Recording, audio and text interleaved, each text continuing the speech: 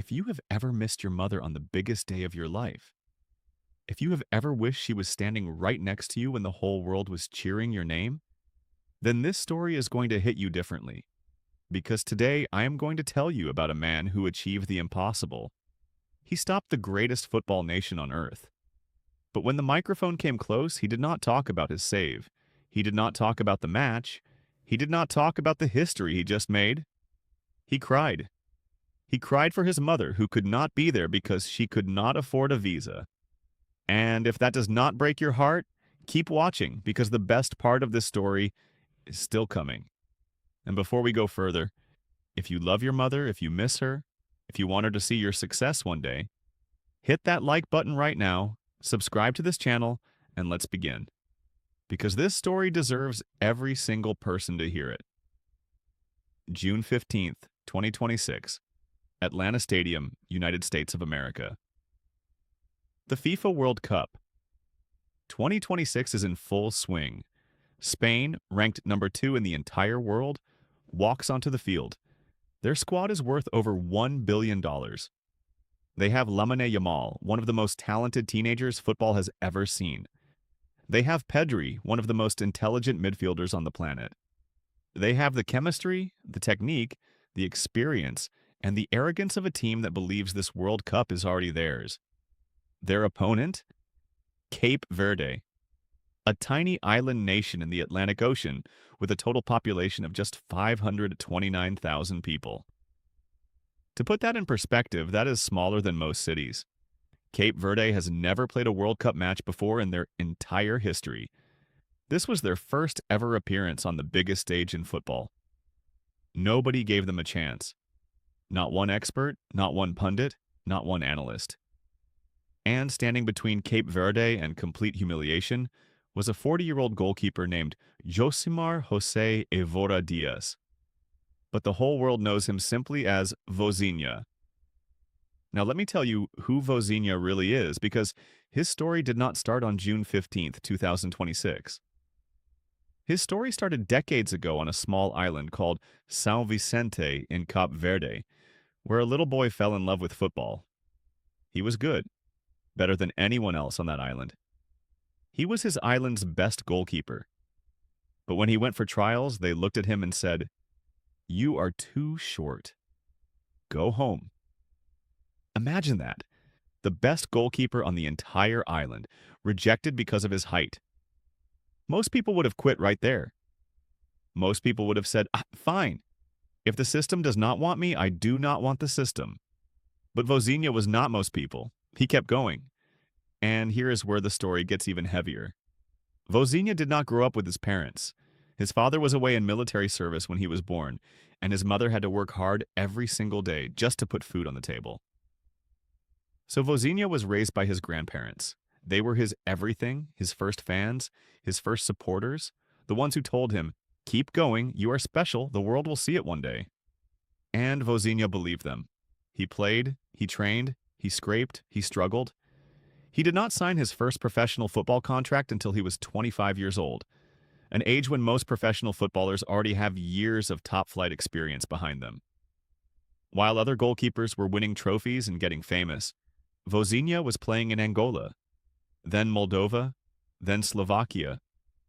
Cold places. Unknown leagues, no cameras, no fans chanting his name, no viral clips, nothing. Just a man in his gloves and his belief that one day his moment would come. 20 years. He spent 20 years in the shadows. 20 years of going to places most people have never heard of, doing a job most people never noticed, for a country that most of the world had never put on a football map. And through all of that, his grandparents kept believing in him.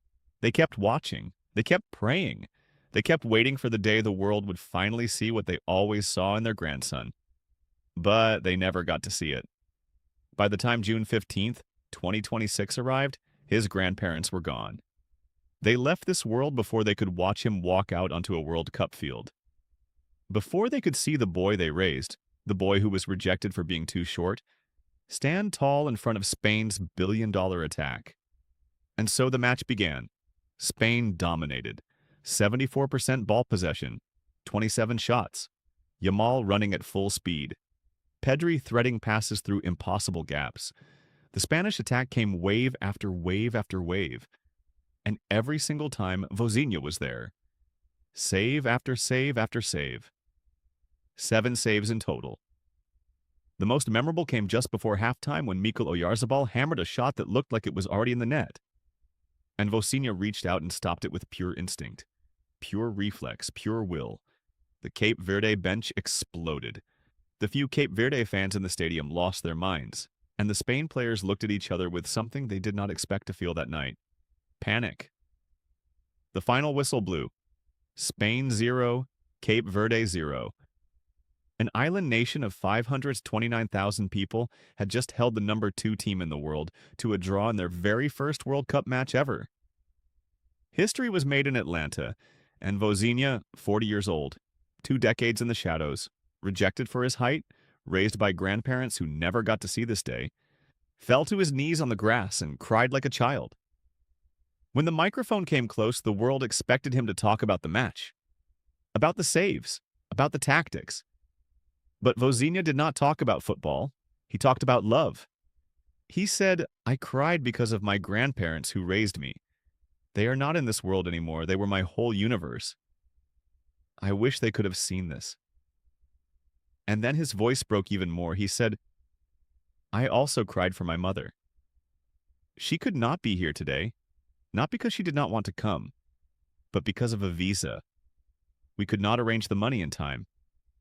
She is sitting at home watching me on a screen while I am standing here making history. I wish she was here with me." Let that sink in. This man just made one of the greatest individual performances in World Cup history. He just stopped Spain. He just put his tiny island nation on the global football map forever. And his heart was breaking because his mother could not afford a visa to watch him do it. This is the reality of the world we live in.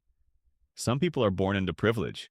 Some people can fly anywhere, anytime, no questions asked.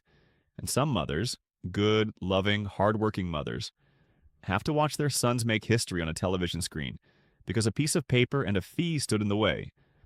But here is the part of this story that will restore your faith in humanity. When those clips went viral, and they went viral fast, people from every corner of the world saw Vozinha's tears and responded. Fundraisers were started within hours. One campaign was literally called, "Help Our Goalkeeper Vozinha Bring His Mother to the USA." And the internet did what the internet rarely does. It came together with pure, unfiltered kindness. The campaign hit its target, and Vozinha, a man who spent 20 years invisible, became a global icon overnight. Before the match, he had 56,000 followers on Instagram. By the next morning, he had over 5.9 million in one night. Because people did not just see a goalkeeper. They saw a son. They saw a story. They saw themselves. And the record books noticed too. At 40 years old, Vozinha became the oldest goalkeeper ever to play in his country's first ever World Cup match. He won the Michelob Ultra Player of the Match award against Spain, against Yamal, against Pedri, against a squad worth over $1 billion. A man who plays club football in Portugal's second division for a club called Chaves just became one of the most celebrated athletes on planet Earth. So what is the lesson here? The lesson is not that talent always wins. The lesson is not that hard work always gets rewarded on your timeline. The lesson is that some people are not meant to arrive early. Some people are built for a specific moment. And Vozinha's moment took 40 years to come. But when it came, he was ready. He did not waste it. He stood in that goal and he showed the whole universe that rejection is not the end of the story.